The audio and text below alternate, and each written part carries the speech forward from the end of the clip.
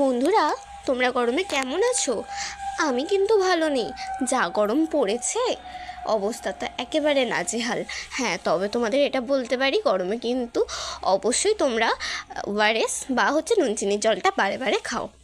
এই ভিডিওটা অনেক দিন আগের ছিল, গ্যালারিতে পড়েছিল, ভাবলাম আজকেই ছেড়ে দিই। তার জন্য মিক্সিং গ্রাইন্ডারের মধ্যে আমি প্রথমে রসুন, আদা, কাঁচা লঙ্কা আর পেঁয়াজ নিয়েছি। আর অল্প পেঁয়াজকে আমি কেটেও নিয়েছি, মানে কুচো কুচো করে নিয়েছি। তারপর এখানে দেখো কি করছি। এখানে আমি মাংসটাকে আগে ম্যারিনেট করে নিয়েছি। এখানে মাটনটাকে আমি আদা রসুন বাটা আর রোজকারের মশলাপাতি, যেমন হলুদ গুঁড়ো, লঙ্কা গুঁড়ো, জিরে গুঁড়ো আর মিট মশলা, এইগুলো দিয়ে আমি ম্যারিনেট করে নিয়েছি। ম্যারিনেটটা দেখালাম না, ম্যারিনেটটা তো তোমরা সবাই জানো, এইভাবেই করে নেবে। আর অল্প টক দইও দিয়েছিলাম। এবার দেখো কড়াইয়ের মধ্যে আমি প্রথমে কি করছি। কড়াইয়ের মধ্যে আমি দিয়ে দিচ্ছি এখানে হলুদ গুঁড়ো দিয়ে দেবার পরে আমি আলুগুলোকে কেটে দিয়ে দিচ্ছি। এইটা ধুয়ে নিয়েছিলাম কিন্তু অবশ্যই। আর যা গরম পড়েছে, আজকে আজকের দিনটা হচ্ছে শনিবার। আজকে আমি বিউলির ডাল খেয়েছি, বিউলির ডাল দিয়ে ভাত। আর দেখো এখানে আমি এই আলুটা ভেজে নিচ্ছি, ততক্ষণে ওখানে দেখিয়ে দিলাম টমেটো আর ক্যাপসিকাম কাটা রয়েছে।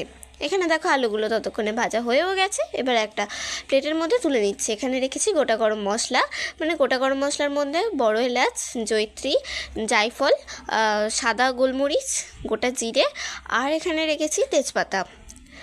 এখানে দেখো পেঁয়াজ কুচি দিয়ে ভালো করে এটাকে ভেজে নিচ্ছি। পেঁয়াজটাকে হালকা লাল কালার আসা অবধি, হালকা ব্রাউন কালার আসা অবধি ভেজে নিতে হবে।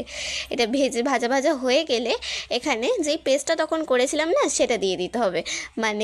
আদা, রসুন, কাঁচা লঙ্কা আর পেঁয়াজ। যেহেতু মাটন, সেখানে রসুনের থেকে পেঁয়াজটা তো একটু বেশিই দিতে হবে। এবার ভালো করে ভাজা ভাজা হয়ে যেতে, কাঁচা মশলার গন্ধটা চলে যেতে, এখানে আমি টমেটো আর যেই ক্যাপসিকামটা রেখেছিলাম সেটা দিয়ে দিলাম। এবার সেগুলোকে দিয়েও ভালো করে ভেজে ভেজে নিতে হবে, না হলে কিন্তু টমেটোর কাঁচা গন্ধটা যাবে না। ক্যাপসিকামটা তোমরা চাইলে একটু পরেও মেশাতে পারো, কোনো অসুবিধে নেই। এবার এখানে দিয়ে দিলাম চিনিটা চাইলে তোমরা তেলেতেও দিয়ে দিতে পারো, তাহলে কিন্তু কালারটা আরও সুন্দর আসবে। যদিও এতেও কিন্তু কালারটা খুব সুন্দর এসেছিলো, তোমরা দেখে নেবে, লাস্টেই দেখতে পাবে। এখানে দেখো মাটনটা, ম্যারিনেটেড মাটনটা দিয়ে ভালো করে কষিয়ে নিতে হবে। তেল ছেড়ে আসা অবধি ভালো করে কষাতে হবে, যেহেতু মাংস, চিকেন বা মাটন যাই হোক, সেটা কষার ওপরেই অবশ্যই নির্ভর করে। মাংসটাকে ভালো করে কষে নেবার পর, হাফ কষে নেবার পর আলুটা দিয়ে আবার হাফ কষিয়ে নিতে হবে, কারণ আলুটাও হালকা সিদ্ধ হতে হবে। হ্যাঁ, যদিও প্রেসারে করব, কিন্তু তাও আলুটার মধ্যেও মশলা তো ঢুকতে হবে, তাই এটা দিয়ে কষিয়ে নিতে হবে। অল্প অল্প জল দিয়ে ভালো করে কষিয়ে নিচ্ছি। অল্প অল্প জল দিয়ে জল শুকিয়ে আসবে, আবার কষিয়ে নিতে হবে, আবার জল দিতে হবে, এইভাবে করতে হবে। প্রেসার কুকারের মধ্যে জল গরম করতে বসিয়েছিলাম, তারপর ওর মধ্যে যেই আমি মাংসটা কষিয়ে রেখেছিলাম সেইটা দিয়ে দিচ্ছি। সেটা দিয়ে 10 থেকে 12 খানার মতো হুইসেল দিয়ে দিলেই রেডি আমাদের এখানে মাটনের লাল লাল ঝোল। এইটা দিয়ে তোমাদের কার কার এই রেসিপিটা কার কার প্রিয়, কমেন্ট করে জানিয়ে।